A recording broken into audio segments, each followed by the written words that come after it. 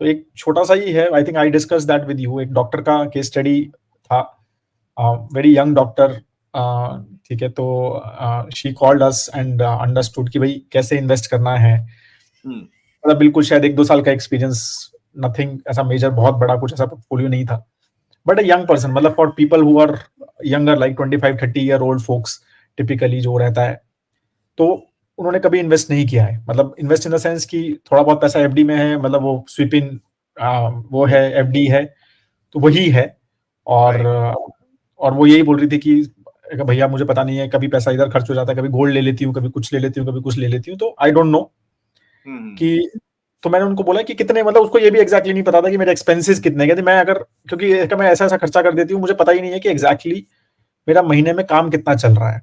तो मैंने कहा कि ठीक है, how much you want to invest, तो मतलब सीधा ऐसा स्टार्ट हो गया, मतलब how much you want to invest, तो भैया मेरे को तो बहुत छोटा सा अमाउंट, 10,000 रुपए से, मतलब ऐसा अमाउंट दिया उन्होंने, 10,000 रुपीज की एसआईपी करनी है। अब बीइंग ए डॉक्टर, तो मैंने कहा कि यार for a doctor 10,000 rupees is too less, right, even दो 2 साल का एक्सपीरियंस है, बट तो मैंने उनको थोड़ा सा और पूछना शुरू किया कि वाई जस्ट, मतलब 10,000 रुपीज ही सेव हो रहे हैं क्या, कहते नहीं नहीं नहीं, सेव तो होता है बट, तो मैंने कहा 10,000 क्यों, कहते नहीं मेरा जो है one of the my tax consultant, तो उन्होंने बोला है कि आप जो है 10% ऑफ सेविंग्स परसेंट जो सैलरी है ना, वो इन्वेस्ट करना शुरू करो, तो मैंने कहा क्या रैशनल है 10% के नंबर का, तो कहते मैंने कहा चलो ठीक है 10% करना है, मैंने कहा बाकी जो सेविंग हो रही है उसका क्या करना है, तो कहती यही तो भैया समझ नहीं आ रहा ना कि बाकी का क्या करना है, यही मैं आपसे पूछ रहा हूँ, मेरे को 10,000 की एसआईपी तो मैं स्टार्ट कर दूंगी कि, लेकिन बाकी का क्या करना है, ये क्वेश्चन तो तो ये बहुत इंटरेस्टिंग डिस्कशंस मतलब हुआ मेरा उनके साथ एक छोटा सा, तो फिर मैंने लाइक स्टार्टेड लाफिंग, मैंने कहा कि ये यही तो मतलब आपको पता ही नहीं है, कहते नहीं मेरे को यही में क्वेश्चन था कि उन्होंने बोला 10,000, मैं 10,000 स्टार्ट तो कर दूंगी, लेकिन बाकी 60-70 हजार रुपए और बच रहा है, उसका क्या करना है ये नहीं पता मुझे, बाकी पूरा इन्वेस्ट क्यों नहीं करना है, तो she had no to it कि नहीं इतना सारा थोड़ी ना भैया इन्वेस्ट करते हैं, इतना सारा थोड़ी ना कर देते हैं इन्वेस्ट, तो मैंने कहा कि भाई ऐसे मतलब क्यों आपके मन में है, कहते हैं इतना सारा कैसे करेंगे, ये है वो है, तो then she started, then we got into more मतलब इन डिस्कशंस की क्यों इन्वेस्ट करना चाहिए ज्यादा and all those things, but it was a very interesting behavioural, और ये ऐसा 1 और 2 नहीं है, आई थिंक हमारे पास क्वेश्चंस भी बहुत सारे आते हैं इस तरह के, और बहुत सारे ऐसे फ्रेंड्स और स्पेशली यंगर जनरेशन ऐसे मिलते हैं जिनको 2,000 रुपए की एसआईपी, 5,000 रुपए की एसआईपी करके, मतलब कैपेसिटी ज्यादा होती है, आई एम नॉट सेइंग कि आप कैपेसिटी कम है वो कर रहा है वो बहुत अच्छी बात है, लेकिन किसी की कैपेसिटी है 1 लाख रुपीज कमा रहा है महीने के, बहुत सारे ऐसे फ्रेंड्स फैमिलीज और ऐसे बच्चे हैं जो 2,000-5,000 रुपए की एसआईपी करके बहुत खुश होते हैं, उनको लगता है कि मैंने बहुत बड़ा काम किया है, बहुत बड़ी सेविंग कर रहा हूँ और बहुत ज्यादा आई विल बी, मतलब मैं बहुत बड़ी वेल्थ जनरेट कर लूंगा बड़े होके, तो ये जो चीज है ना, ये चीज we have to understand these things की, जैसा हम बात करते हैं परिमल की पैसा ही पैसे को अट्रैक्ट करता है अल्टीमेटली, जो वो कोट है वो वैसा ही होता है, तो आपको पैसा डालना पड़ेगा, उसी के ऊपर रिटर्न्स आएंगे,